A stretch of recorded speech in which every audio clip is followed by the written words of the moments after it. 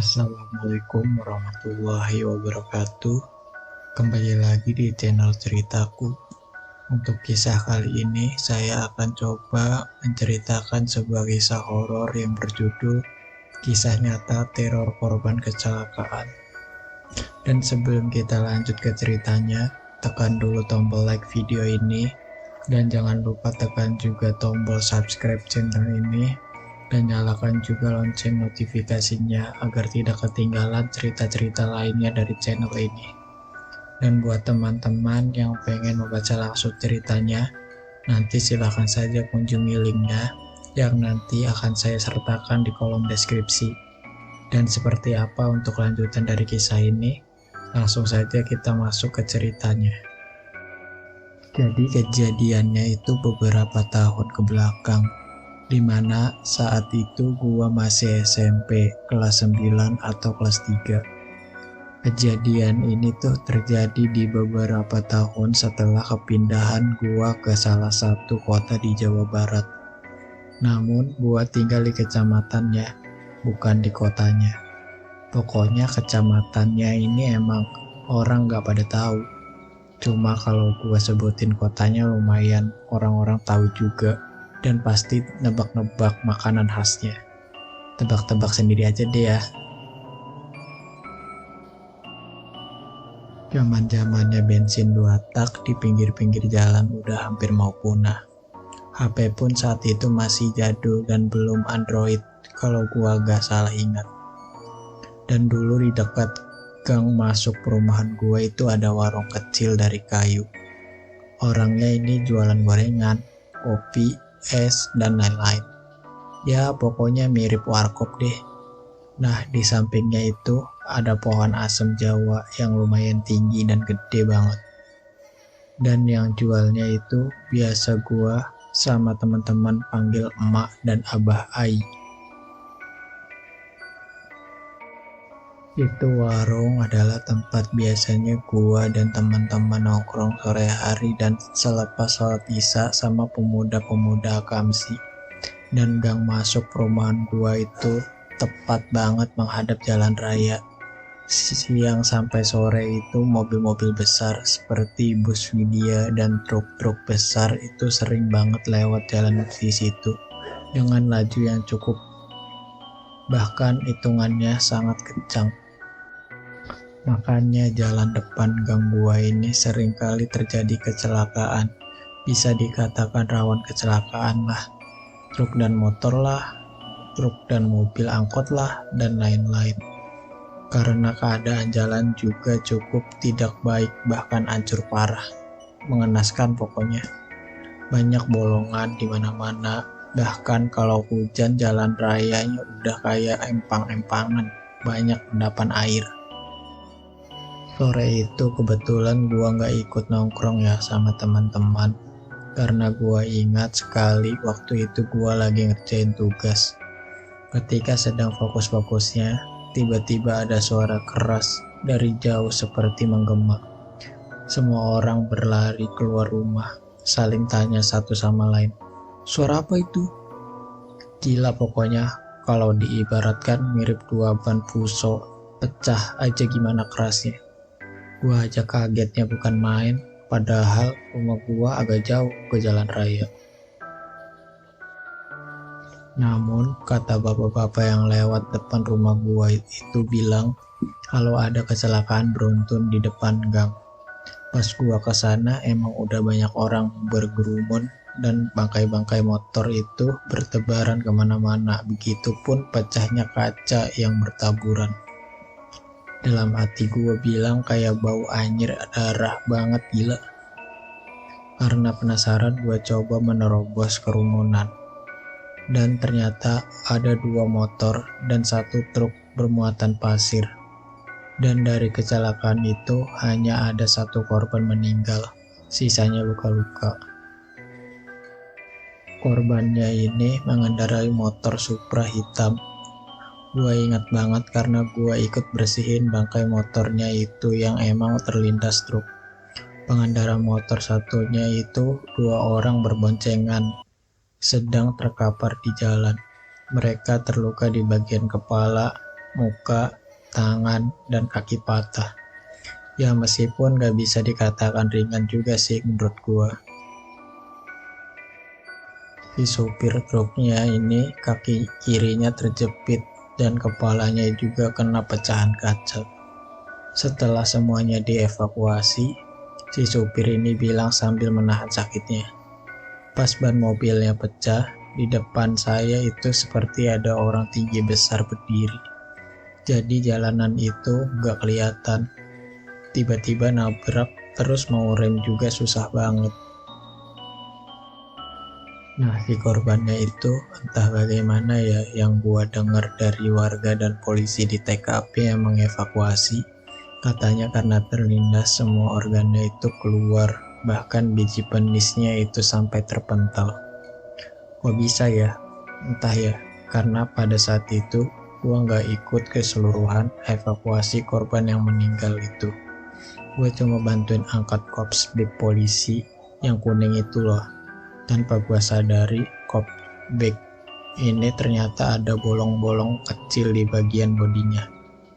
Otomatis darah bercucuran dan mengenai kaki dan sandal gua. Satu fakta yang bikin gua sama warga gang perumahan gua itu shock adalah saat polisi megang kartu nama korban dan beberapa dokumen di tas lempangnya.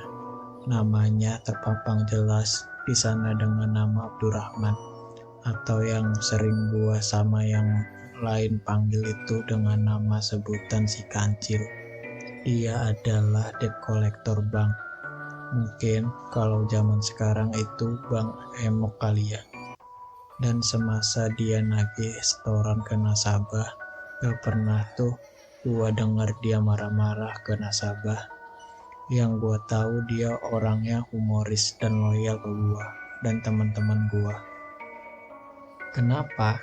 Karena tempat almarhum ini istirahat atau jajan ngopi gitu, ya di warung jajan, dan selalu ikut nongkrong sama gua dan teman-teman gua yang lain.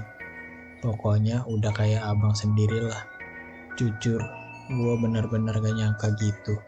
Orang baik meninggalnya harus mengenaskan itu. Kebayang banget setiap dia nagih ke nasabah yang ada di perumahan tempat gua tinggal itu. Almarhum suka pakai jaket kulit hitam ya, dengan rambut sepundak yang dia selalu urai. Ya intinya gua ngerasa nggak nyangka aja, almarhum ini semasa hidupnya itu akrab banget sama orang yang baru. Sering jajanin gua juga. Wah, nggak nyangka banget, gila. Malamnya, setelah kejadian sore itu, salah satu temen gua namanya si Momon. Dia maghrib-maghrib ke warung tempat biasa kita nongkrong lah buat ngegosip, ngobrol santai gitu. Dan dia sendirian. Warungnya ini emang udah tutup dari pagi, soalnya si emak sama si abah Ai ini nginep di rumah anaknya di Garut karena baru melahirkan. Jadi ya warungnya tutup. Dan jam bukanya itu emang dari subuh sampai asar. Nah, si Momon teman gue ini katanya gerah di dalam rumah. Jadi dia pergilah ke warung itu. Soalnya dari banyak teman gue itu, ini orang rumahnya emang yang paling dekat ke warung itu. Dia jongkoklah di kursi lusuh yang ada di sana, sambil ngerokok kretek gitu. Beh, nikmatnya bukan main. Karena bete sendirian, si Momon merogoh HP Nokia hitam baru miliknya. Tahu kan Nokia ekspresi musik? Nah, dia broadcast SMS lah ke gua dan teman yang lain buat nyamperin dia. Layarnya kan hitam ya, si ekspresi musik. Mantulan bentuk muka atau bentuk itu pasti kelihatan. Apalagi HP baru cuy, masih kinclong, belum ada noda kecot. Dan di warung itu tuh ada lampu ayam, jadi nggak gelap lah. Katanya si Momon ini awalnya nyium bau parfum nyengat banget, tapi cuma selewat doang. Tapi kok lama-lama malah nyium bau anjir darah. Dan itu anjirnya bukan main. Terus dia ngomong dalam hati itu kayak, tadi sore kan emang habis ada korban kecelakaan di sana. Masa iya kecium darah ya? Kan udah ditaburi pasir. Sambil ngeliat ke arah jalan raya tempat di mana tragedi itu terjadi. Tiba-tiba bulu kuduknya pun mulai berdiri merinding. Pas mukanya balik lagi melihat HP, buat mastiin teman-temannya balas SMS dia apa enggak. Dia malah tambah merinding lagi. Si Momon ini ngeliat dengan jelas pakai mata kepalanya kalau ada pantulan dirinya dan seseorang di belakangnya lewat layar HP-nya itu. Sosok yang dia lihat dari pantulan layar HP-nya itu adalah laki-laki dengan muka yang berdarah-darah hancur gitu. Agak dikit gepeng dan rambutnya itu gondrong. Tapi dia gak lihat seluruhnya badannya. Dia hanya melihat kepala sampai pundak. Gua yang diceritain saat itu merinding asli. Dengan cepat si Momon ini nengok ke belakang buat mastiin. Dan ternyata yang dia lihat itu benar. Malah lebih menyeramkan pas dia nengok daripada kelihatan dia lihat di layar HP. Kata si Momon, sosoknya ini itu ngomong tapi mulutnya itu keluh gitu. Tapi dia dengar apa yang sosok ini ngomongin. Kurang lebih seperti ini. Mon, tolong saya belum tenang. Momon bangun sambil ngos-ngosan dan sempat bengong beberapa menit. Lalu dia mikir, ini sosok bentukannya persis sama yang kecelakaan tadi sore. Apa iya si kancil? Tapi gua salah apa ya sama dia? Gua kan cuma ikut ngevakuasi doang. Tiba-tiba dia ingat pas ngebantuin evakuasi sama warga dan polisi tadi sore. Si Momon pakai baju lengan panjang tanpa dia lipat dulu ke atas. Mungkin darahnya kena bajunya itu. Dia langsung lari ke dapur buat ngecek bajunya.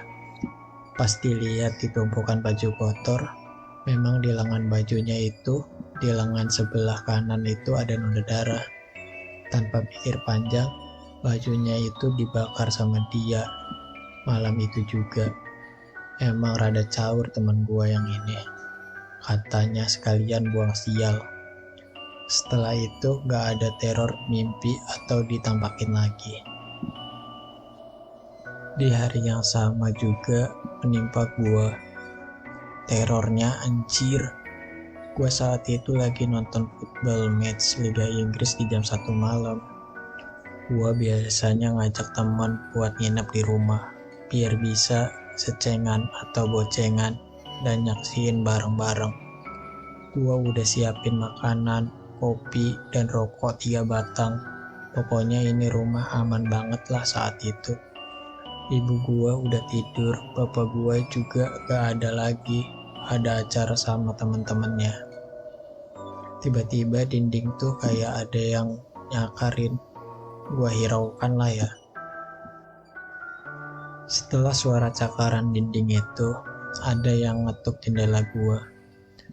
Gua kasih tahu dikit ya, ruangan nonton atau tempat keluarga gua itu samping buffet TV-nya itu ada jendela. Kalau gua lihat keluar jendela itu ada mobil yang berarti sampingnya itu garasi. 2 kali jendela diketuk. Gua kan gampang kesel ya kalau diganggu-ganggu gitu. Gua gebrak jendelanya balik. Awalnya emang gak ada ketukan lagi. Oh mungkin cicak, kata gua dalam hati. Tiba-tiba ada suara samar-samar. Karena gua lagi nonton dengan volume yang agak kencang, gua kecilin lah volumenya. Itu jelas banget suara si kancil yang agak tengih. Pierre, tolong saya belum tenang. Saya mohon, saya ingin pulang. Gua terus mastiin dengan cara telinga gua tempelin ke jendela. Habis itu gua sibak itu gorden lebar-lebar. Dan itu adalah sosok setan yang paling serem menurut gua setelah pocong. Si kancil ini nampakin wujudnya dengan muka yang berdarah-darah hancur rata. Dan kedua tangannya megang isi perutnya. Anjir, gua ngetik berasa flashback kejadian itu bilang. Anjing, ibu, bodo amat, TV yang masih menyala dan gorden yang masih terbuka. Gua lari ngikutin ke kamar ibu dan gua peluk ibu gua erat-erat. Ini adalah momen gua melihat hantu paling menakutkan seumur hidup gua. Oke teman-teman, sampai di sini dulu ceritanya. Nantikan kelanjutan ceritanya di video berikutnya.